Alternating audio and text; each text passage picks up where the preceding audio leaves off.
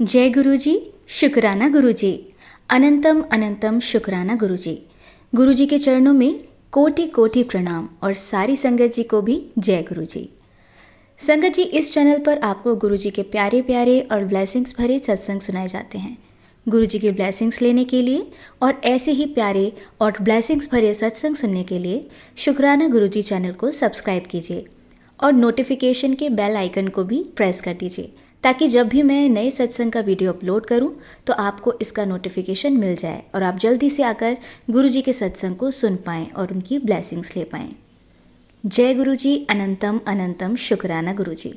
तो चलिए संगत जी, सत्संग को स्टार्ट करते हैं।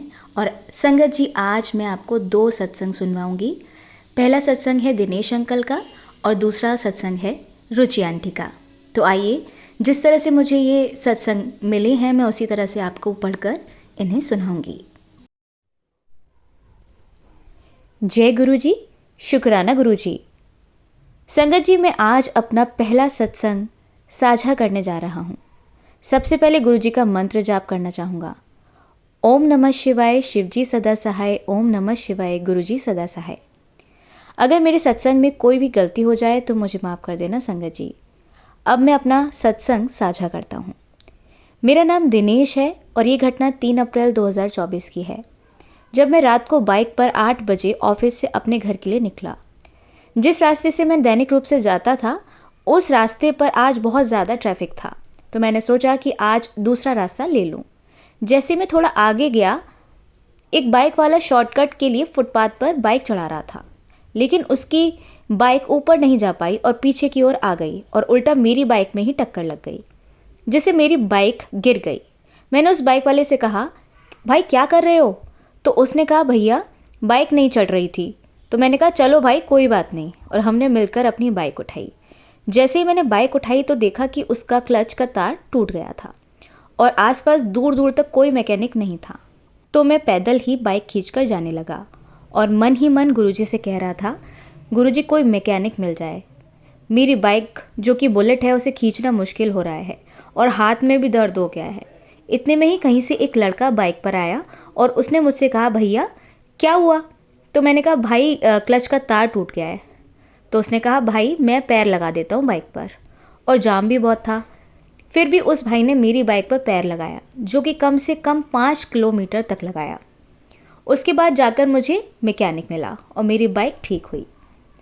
मेरे गुरुजी ने मेरी सुनी और उस भाई को मेरी मदद के लिए भेज दिया, नहीं तो शायद मैं बाइक लेकर ही नहीं आ पाता।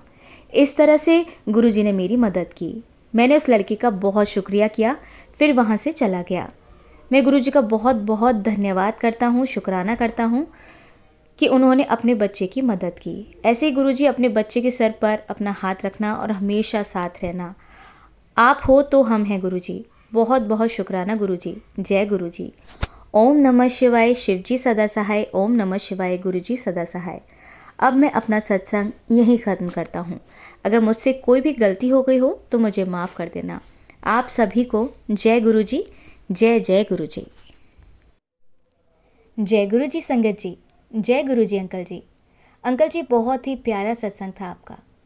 गुरुजी आप पर और आपके पूरे परिवार पर ऐसे ही ब्लेसिंग्स बनाए रखें, ऐसी हमारी कामना है। जय गुरुजी, शुक्राना गुरुजी, अनंतम अनंतम शुक्राना गुरुजी। लख लख बार शुक्राना मेरे गुरुजी महाराज का।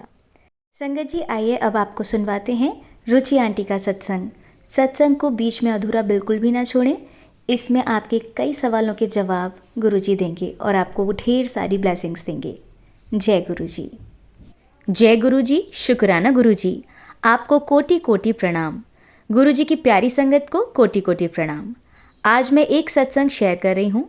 वैसे तो गुरुजी के बहुत से सत्संग हैं, पर मैं गुरुजी से कैसी जुड़ी ये सत्संग में सुनाना चाहती हूँ। मुझे ये तो नहीं पता कि कितना समय हो गया है। बहुत पहले की बात है। मेरी बहन प्राची आंटी के घर जब मैं गई तो उन्होंने कहा कि हम नोएडा गए थे, तो छतरपुर में एक गुरुजी का मंदिर है, वहाँ हमें लंगर और जल प्रसाद मिला था। तब उस समय मेरे अंकल की तबीयत ख़राब थी, तो प्राची आंटी ने मुझे मंदिर का जल प्रसाद दिया कि अंकल को थोड़ा थोड़ा पिला देना। पर मुझे इन सब बातों पे भरोसा नहीं था, तो मैंने वो जल प्रसाद अंकल को नहीं दिया।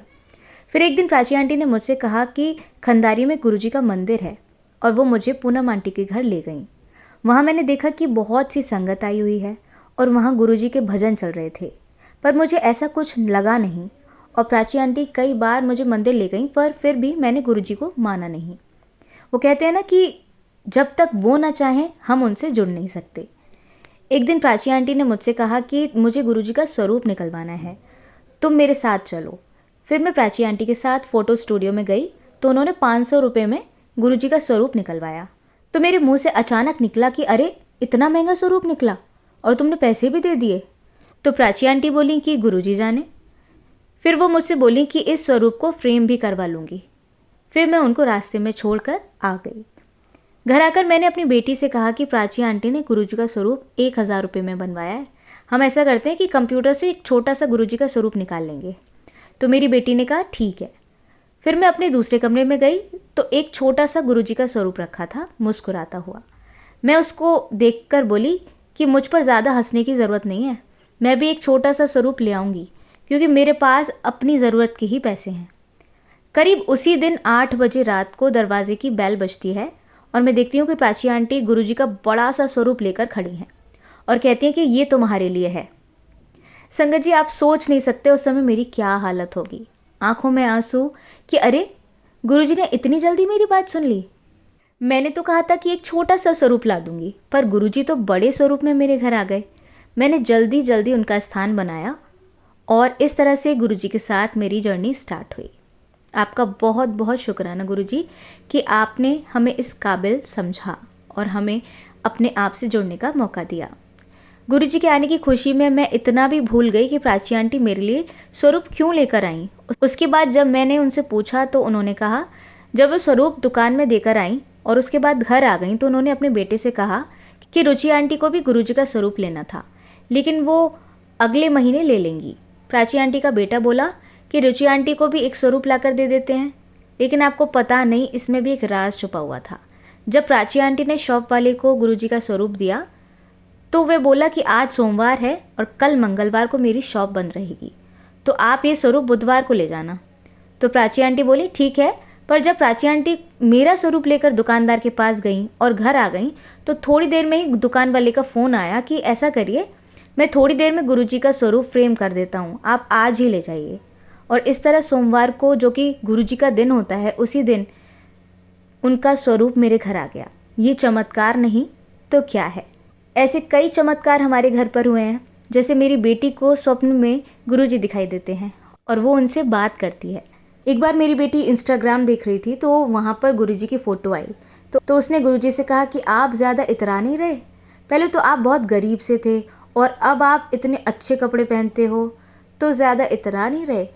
उसी दिन रात को सपने में गुरुजी मेरी बेटी के सपने में आते हैं और घर के बाहर गेट खोलते हैं और कहते हैं पेप्सी देखो तेरा गुरुजी आ गया और वही पुराने गंदे कपड़ों में आया हूँ, अब बता तू मेरा स्वागत कैसे करेगी। तब मेरी बेटी ने सुबह मुझे ये सब बताया। तो गुरुजी है ना जो सब सुनते हैं, वे साक्षात हमारे सामने हैं। हम जो भी बातें करते हैं वो सब सुनते हैं और इस तरह वो कई बार अपना चमत्कार और अपना एहसास हम लोगों को कराते हैं। जय गुरुजी, शुक्राना गुरुजी। अब मैं अपनी वाणी को यहीं विराम देना चाहूँगी। जय गुरुजी आंटी जी, बहुत ही प्यारा सत्संग था आपका। गुरुजी आप पर और आपके परिवार पर यूं ही अपनी ब्लेसिंग्स बनाए रखें, ऐसी मैं कामना करती हूँ।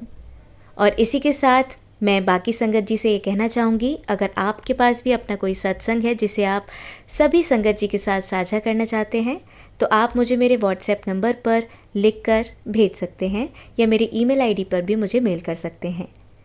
आपका सत्संग भी ज़रूर शेयर किया जाएगा संगत जी के साथ। और इसी के साथ अब मैं गुरुजी का मंत्र जाप करना चाहूँगी, आप लोग मेरा साथ दें। ओम नमः शिवाय, शिवजी सदा सहाय। ओम नमः शिवाय, गुरुजी सदा सहाय। ओम नमः शिवाय, शिवजी सदा सहाय। ओम नमः शिवाय, गुरुजी सदा सहाय। ओम नमः शिवाय, शिवजी सदा सहाय। ओम नमः शिवाय, गुरुजी सदा सहाय। जय गुरुजी, अनंतम अनंतम शुक्राना मेरे गुरुजी।